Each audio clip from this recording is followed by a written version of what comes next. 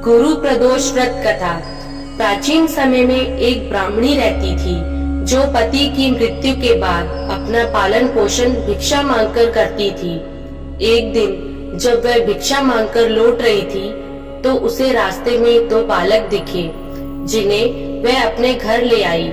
जब वह दोनों बालक बड़े हो गए तो ब्राह्मणी दोनों बालक को लेकर ऋषि शांडिल्य के आश्रम चली गई, जहाँ ऋषि शांडिल्य ने अपने तपोबल से बालकों के बारे में पता कर कहा, हे देवी, ये दोनों बालक विदर्भ राज के राजकुमार हैं। गंधर्व नरेश के आक्रमण से इनके पिता का राजपाट छीन गया है। ब्राह्मणी और राजकुमारों ने विधि विधान से प्रदोष व्रत किया। फिर एक दिन बड़े राजकुमार की मुलाकात अंशुमति से हुई। दोनों एक दूसरे को चाहने लगे। तब अंशुमति के पिता ने राजकुमार की सहमति से दोनों की शादी कर दी। फिर दोनों राजकुमार ने गंधर्व पर हमला किया और उनकी जीत हुई। बता दे कि इस युद्ध में अंशुमति के पिता ने राजकुमारों की मदद की थी।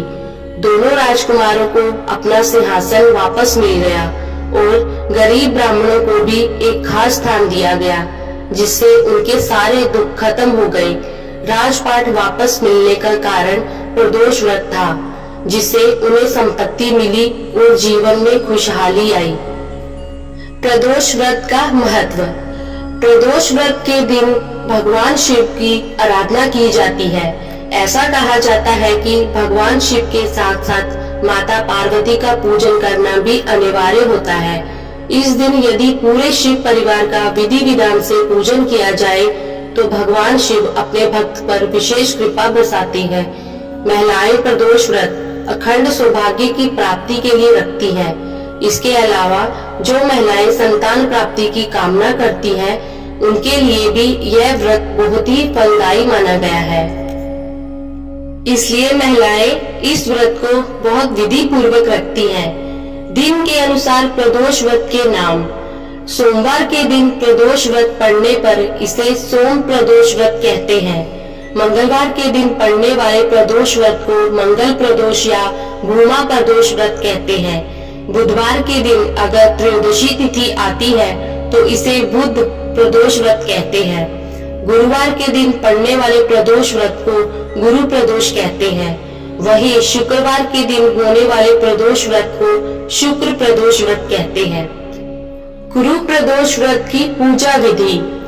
गुरु प्रदोष व्रत पर सुबह स्नान करने के बाद साफ कपड़े पहने, फिर भगवान शिव के सामने दीपक जलाए। पूजा करते समय व्रत का संकल्प ले। पूजा के दौरान भगवान भोलेनाथ का शिवलिंग रूप को गाय के दूध, दही, घी, शहद और गंगा जल आदि से अभिषेक करें।